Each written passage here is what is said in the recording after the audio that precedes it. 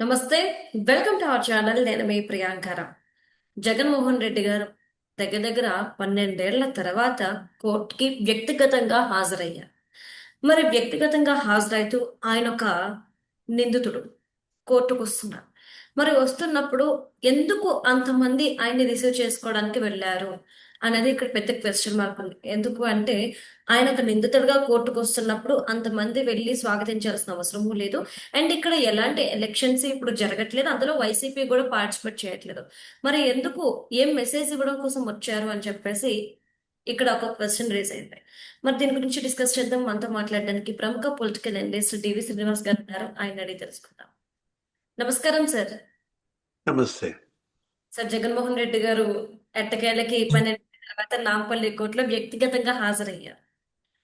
అయితే ఈయన హాజరవ్వడం ఒక ఎత్తు, ఇది ఒక ఆశ్చర్యం అనిపిస్తే, మరొకటి ఏంటి అంటే వెంటనే ఎయిర్పోర్ట్ కి చాలా మంది జనం వెళ్ళి ఆయన రిసీవ్ చేసుకున్నారు. రిసీవ్ చేసుకుని నాంపల్లి కోర్టు వరకు వచ్చారు.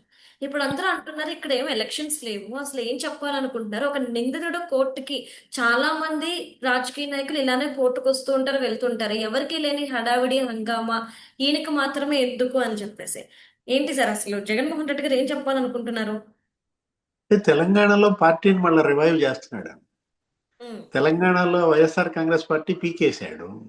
ఉమ్, అంటే ఇప్పుడు రేపొద్దున మళ్ళా ఎన్నికలు 10, 12 ఏది రాజీనామా ఏవి ఉన్నాయి కదా, ఫిరాయింపు. అవును. ఆ, లరింపూడి గాంధీ ఈ బ్యాచ్ ఉన్నారు కదా, ఒక 10 మందో 12 మందో కాంగ్రెస్ లోకి ఫిరాయించారు. వాళ్ళ మీద చర్యలు తీసుకోమని మరి మొన్న కూడా జస్టిస్ చాలా సీరియస్ అయ్యారు. ఉం? ఏంటి అసలు ఒక స్పీకర్నే ఆయన కేకలేసినంత పని అయింది. ఏమని, ఎక్కడ చేసుకుంటారు పొద్దున్న న్యూ ఇయర్ సెలబ్రేషన్స్ అని కూడా అడిగాడు. ఆ? అంటే Telangana speaker new year celebrations అన్యాపదేశంగా జైల్లో చేసుకోవాల్సిన పరిస్థితి వచ్చుద్దా అన్న మీనింగ్ లో వచ్చింది. ఉమ్, అది ఆ 12 స్థానాల్లో వైఎస్ఆర్ కాంగ్రెస్ పార్టీ కంటెస్ట్ చేస్తుందా? ఉమ్. అంటే కేసీఆర్ పని అయిపోయింది, బీఆర్ఎస్ పని అయిపోయింది, జూబ్లీ హిల్స్ ఎన్నిక దెబ్బకి ఇక ఆ పార్టీ మూసేసినట్టే, కాబట్టి నేనే తెలంగాణలో మళ్ళా ప్రత్యామ్నాయం అంటున్నాడా? అంటే అక్కడికి వెళ్ళి ఈ జన ప్రదర్శన, ఈ బల ప్రదర్శన, ఇది బల ప్రదర్శన, భయ ప్రదర్శన. అంటే ఇది ఇది బల భయపెట్టడం. ప్రదర్శన అని జనం అనుకుంటున్నారా, జగన్ అనుకుంటున్నాడా? నాకేమనిపిస్తుందంటే భయం. ఏది భయ ప్రదర్శన కావాలి. ఆ సాక్షి మీడియా ఏమని రాసిందా అని చూసా, ఇప్పుడే నీతో మాట్లాడతా. అబ్బో, అసలు ఏమని రాశారు, ఉప్పొంగిన అభిమానం అని రాశారు. అవును సార్, జన సమూహం. ఉప్పొంగిన భయమా? మనకు అదే కనపడుతోంది. భయం లేకపోతే, ఇప్పుడు నువ్వు ఉన్నావమ్మా, నీకు భయం లేదు, నువ్వు అప్పుడు ఆఫీస్ నుంచి ఇంటికి జనాన్ని వేసుకెళ్తావా? లేదు సార్, ఇప్పుడు ఇప్పుడు ఇప్పుడు ఇంటి దగ్గర నుంచి మీ ఆఫీస్కి వస్తున్నావు, ఉత్తుంగ ప్రవాహంతో వస్తావా? అంటే భయం లేనాడు స్వేచ్ఛగా సంచరిస్తాడు, ఒంటరిగా సంచరిస్తాడు. ఈ మందితో వచ్చాడంటేనే ఆ మంద భయం కనపడతాం. ఇప్పుడు ఫ్లెక్సీ ఏదో పెట్టాడంట, ఏంటిది అదేనా? రప్ప రప్ప. అవును సార్. రప్ప ఫ్లెక్సీలు. అంటే ఎవరిని, ఆ? ఎవరిని ఎవరిని రప్ప రప్ప పోస్తాడు? ఆ ఫ్లెక్సీ యొక్క ఉద్దేశం ఏంటి, అసలు ఆ పనులేంటి? ఆడెవడు పెట్టాడు కొంతమంది పోస్టులు, వాడెవడు వీడెవడు, నిన్ను అడ్డం వచ్చి ఆపేవాడు ఎవడన్నా? అవును. వాడేవాడన్నా వీడేవాడన్నా నీకు అడ్డొచ్చేదేవాడన్నా. కరెక్ట్. నువ్వు బాగా ఫాలో అవుతున్నావు, నువ్వు నాకన్నా బాగా చెప్పావు.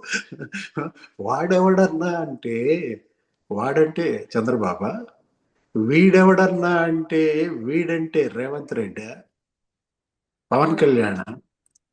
అసలు ఆ మాటలు ఇది ఇక్కడ ఒకటి రాజకీయం కాదు, ఇదేమి ఎలక్షన్ లేదు. అవును. ఇది వస్తున్నది ఏ సందర్భం? కోర్టుకి. న్యాయం చట్టానికి సంబంధించిన అంశంలో వాడెవడన్నా వీడెవడన్నా నిన్ను ఆపేది ఎవడన్నా అంటే నాకేమనిపిస్తోంది, వాడంటే సుప్రీంకోర్టు, వీడంటే నాంపల్లి కోర్టు. సుప్రీంకోర్టుని వాడెవడన్నా అంటున్నారా? లేకపోతే నాంపల్లి సిబిఐ కోర్టుని వీడెవడన్నా అంటున్నారా? అది కోర్టులే చెప్పాలి. మనం ఏం మాట్లాడతాం, రాసేవాడు చెప్పాలి, లేకపోతే అనిపించుకునేవాడు చెప్పాలి. ఇదేమి ఎలక్షన్ లేదు కదా. ఇదేమన్నా ఎలక్షన్ అయితే రేవంత్ రెడ్డినో చంద్రబాబునో పవన్ కళ్యాణ్నో రాజకీయంగా అన్నారు అనుకోవచ్చు. చూసావా? మరి బరి తెగింపు ఏ స్థాయికి వచ్చిందంటే సుప్రీంకోర్టుని వాడేవాడన్నా, నాంపల్లి కోర్టుని వీడెవడన్నా అనే బరి తెగింపుకి నిందితులు వచ్చారంటే సిగ్గుపడాలి. అంటే సార్ ఎవరు మరొక సిగ్గుపడాలి? ఎవరు సిగ్గుపడాలి? మనం కాదు, జనం కాదు. సిగ్గుపడాల్సింది వ్యవస్థ. అవును వాళ్ళు నిజం. బాధపడాల్సింది. మనకేం నష్టం అమ్మా? జనానికేం నష్టం? అతను బయట ఉంటే మనకే, లోపల ఉంటే మనకే. అవును. ఎవరికి నష్టం? వ్యవస్థకి నష్టం అన్నమాట. అతను సవాల్ చేస్తోంది న్యాయ వ్యవస్థని, అతను ధిక్కరిస్తోంది చట్టాలని, ఆ, పోలీసుల్ని. వాళ్ళు సిగ్గుపడాలి. ఇవాళ భారత న్యాయ వ్యవస్థ, భారత దర్యాప్తు సంస్థలు, సిబిఐ, ఈడి, లేకపోతే ఆ రాష్ట్ర దర్యాప్తు సంస్థలు ఏసీబీ, లేకపోతే ఆ సిఐడి, వాళ్ళు కదా సిగ్గుపడాల్సింది. ఉం? ఇక్కడ ఏంటంటే 13 ఏళ్లుగా బెయిల్పై ఎలా ఉన్నారమ్మా? ఎలా ఉంటారు? ఒక అంటే హిస్టరీ సార్. స్వతంత్ర భారతదేశ చరిత్రలో, అసలు ప్రపంచ చరిత్రలో ఏ నిందితుడైనా ఇన్నేళ్లు బెయిల్పై ఉన్నాడా? అంటే ఏంటి? ఇతను అబౌవ్ ద లానా? ఇతను ఏంటి? ఇతను above the justice, above the justice మనకు అర్థం కావట్లా. ఇతనేంటి? ఇతను న్యాయానికి అవతల ఉన్నాడా? చట్టానికి అవతల ఉన్నాడా? జగన్మోహన్ రెడ్డిని బంధించే చట్టాలు లేవా? నిరోధించే న్యాయం లేదా? దీన్ని ఎలా చూడాలి? ఏమనాలి? ఇంకా ఇంతకన్నా బరితెగింపు ఉంటుందా? ఇప్పుడు సుప్రీంకోర్టు ఇవాళ తెలంగాణ స్పీకర్ని ఏదో అన్నారు. ఆ ఫిరాయింపులు ఇందాక మనం అంటున్నాం ఏంటి? ఆ ఫిరాయింపులు ఆ, ఒక 10 12 మరి రేపు పొద్దున ఉప ఎన్నికలు కూడా వస్తాయేమో. అవును అవును. ఏంటి ఈయన ఏమైనా కట్టేసేద్దామనా? ఇప్పుడు ఈ బల ప్రదర్శన తెలంగాణలో ఎటు బీఆర్ఎస్ పని అయిపోయింది. కేసీఆర్ ఇక ఆయన ముగిసిన అధ్యాయం. కేటీఆర్ జైలుకి వెళ్తాడు, అని చెప్పి ఇక తన పార్టీని మళ్ళీ అక్కడ బతికిద్దామని ఇంతమంది జనాన్ని వేసుకుని అక్కడ మళ్ళీ వస్తున్నాడా ఏంటి చెప్పు? అది పెట్టారు ఫ్లెక్సీ, అన్న వస్తున్నాడని. లేదు లేదు లేదు సార్. తెలంగాణలో పార్టీని రివైవ్ చేద్దామనా ఏంటి? అతను ఇచ్చిన సందేశం ఏంటి? ఇప్పుడు ఒకటమ్మా, నాకు తెలియక అడుగుతా, అతనికి విమానం ఎక్కడం కొత్త కాదు. ఇప్పుడు అవును. వచ్చింది కూడా స్పెషల్ ఫ్లైట్లలోనే. ఫ్లైట్. మర్చిపోయి అసలు విషయం, అతను కోర్టులో ఉంది 3 నిమిషాలేనంట. అవును సార్, ఇప్పుడు నేను ఇంతకు ముందు అదే అడగబోయాను. కేవలం వచ్చాడు అని చెప్పేసి ఒక హాజరు, అంటే గత అసెంబ్లీలో కూడా అలానే కదా సార్, నేను వచ్చాను అని చెప్పేసి ఒక పుస్తకంలో సంతకం పెట్టేసి వచ్చేసినట్టు ఆ స్టేజ్ ఇక్కడ కోర్టులో కూడా అదే జరిగింది సార్. అంటే అంటే మూడు ఎందుకు? ఈ 3 నిమిషాల ఖరీదు ఎంత అని ఆలోచిస్తున్నా. ఇప్పుడు వచ్చాడు, మరి లోపలికి వెళ్ళాడు, 3 నిమిషాలు అక్కడ నుంచున్నాడు. జడ్జి గారు ఏదో మీరు చెప్పుకునేది ఏమన్నా ఉందా అన్నాడంట. ఈయన బహుశా ఈయన మామూలుగా ఈయన స్టైల్లో నవ్వుతాడు కదా, అట్లా నవ్వుంటాడు. వాళ్ళ న్యాయవాదేమో నో అన్నాడంట. ఓకే, రికార్డెడ్ అన్నాడంట. అదే హాజరు రికార్డ్ చేశారు, పంపించారు. ఎంత ఈ 3 నిమిషాల ఖరీదు నువ్వు చెప్పు? 3 కోట్ల. ఈ ఈ 3 నిమిషాల ఖరీదు 3 కోట్ల. అసలు జగన్ ఎక్కడ నడుస్తున్నాడమ్మా? నోట్ల కట్టాల మీదే నడుస్తున్నాడా? రోడ్డు మీద నడుస్తున్నట్టుగా కనపడుతుందా? ఆ? అతను నడుస్తుంటే నోట్ల కట్టలు పరుచుకుంటూ నడుస్తున్నాడా? ఏంటిది అసలు ఈ విలాసము? ఆ? ఇప్పుడు ఆ స్పెషల్ ఫ్లైట్, దాని కాస్ట్ ఎంత? 8 లక్షలు ఎంత ఉంటుంది గంటకి? ఆ? అక్కడ వెయిటింగ్, అక్కడి నుంచి ఇక్కడికి, ఇక్కడి నుంచి యలహంకకి వెళ్ళినట్టున్నాడు, అదొక గంట. అంటే ప్రయాణానికి 2 3 గంటల సమయాలు. ఆ? 3 ఎందులు ఎంత? 24 లక్షలు. వెయిటింగ్ ఒక 3 గంటలు ఉందో మరి 6 గంటలు ఉందో, వెయిటింగ్ ఛార్జీ లేదు. ఇప్పుడు ఈ వచ్చిన జనం, ఈ జనంకైన ఖర్చు. ఆ? నేను అంటోంది అదే, ఒక 3 కోట్లు ఖర్చు పెట్టాడా 3 నిమిషాల టైంకి అంటున్నా. అంటే ఒకటి, డబ్బు వెదజల్లుతున్నాడు, డబ్బుతో మూసేస్తున్నాడు, గంతలు కడుతున్నాడు, జనం కళ్ళకి గంతలు కడుతున్నాడు. సరే, జనం పిచ్చోళ్ళు, వాళ్ళు వదిలేసేయి. వాళ్ళు ఏంటి, ఒకసారి ఓటేస్తారు, ఒకసారి ఓటేయరు, అది సమస్య కాదు. కళ్ళకి గంతలు కట్టుకున్నా ఆ, వాళ్ళు ఇప్పుకుంటారు. ఎవరు? జనం కళ్ళకి గంతలు జనమే ఇప్పుకుంటారు. ఇక్కడ వ్యవస్థకి కడుతున్న గంతలను ఎవరిప్పాలి? చెప్పు. ఇప్పుడు జగన్మోహన్ రెడ్డి ఈ వ్యవస్థకి కడుతున్న గంతలని వ్యవస్థ నిష్క్రియాపరత్వం. తన గంతలను తను ఇప్పుకునే శక్తి కూడా వ్యవస్థకి లేదా? జగనే ఇప్పాలా? ఇవాళ న్యాయ వ్యవస్థకి జగన్మోహన్ రెడ్డి కడుతున్న గంతలను ఎవరు ఇప్పాలి? ఆ? కొంతమంది ఆ? వ్యవస్థనే అంటున్నారు సార్. ఇప్పుడు ఎందుకంటే ఆయన ఒక స్కెడ్యూల్ ఇచ్చి 11:30 టు 12:30 మధ్యలో నేను వస్తాను, తర్వాత వెళ్ళిపోతాను అని చెప్పడం అంటే స్టిల్ ఇదే ఫస్ట్ టైం అనుకుంటా న్యాయ వ్యవస్థకి మనం టైం ఇవ్వడం. నేను ఈ టైంలో వస్తాను అని చెప్పి ఇప్పటి వరకు నాకు తెలిసి ఏ పొలిటీషియన్ గానీ ఎవరో గానీ చేసుండ్రు. ఐ థింక్ విజయమాల్యా దగ్గర ఎవరో ఒకటి చేసుంటారేమో టైం ఇవ్వడం వ్యవస్థకి. అంటే ఇక్కడ లోపం ఇంకా ఎక్కడ నయ్యం, నడుస్తుంది? నువ్వేమో టైం ఇచ్చాడు గురించి ఆలోచిస్తున్నావు. ఆ, ఇంకా నయ్యం, వీళ్ళనే తాడేపల్లికి రమ్మని చెప్పాలా? అక్కడ సెట్టింగ్ వేస్తాను నేను, కోర్టు సెట్టింగ్. ఆల్రెడీ గతంలో వెంకటేశ్వర స్వామికి కూడా టైం ఇచ్చాడు. ఏది? తిరు- సంక్రాంతి సమయంలో. తిరుపతి తిరుపతి సెట్టింగే తన ఇంటో అవును. వేయించుకున్నాడు. ఆ? ఆ? మరి ఎందుకు అసలు నాంపల్లి కోర్టు సెట్టింగే వేసేవాడు, ఈయన వెళ్తే సరిపోయేది. ఎవరు? ఈ న్యాయాధికారి గారే తాడేపల్లి వెళ్తే మనకి న్యూసెన్స్ ఉండేది కాదు.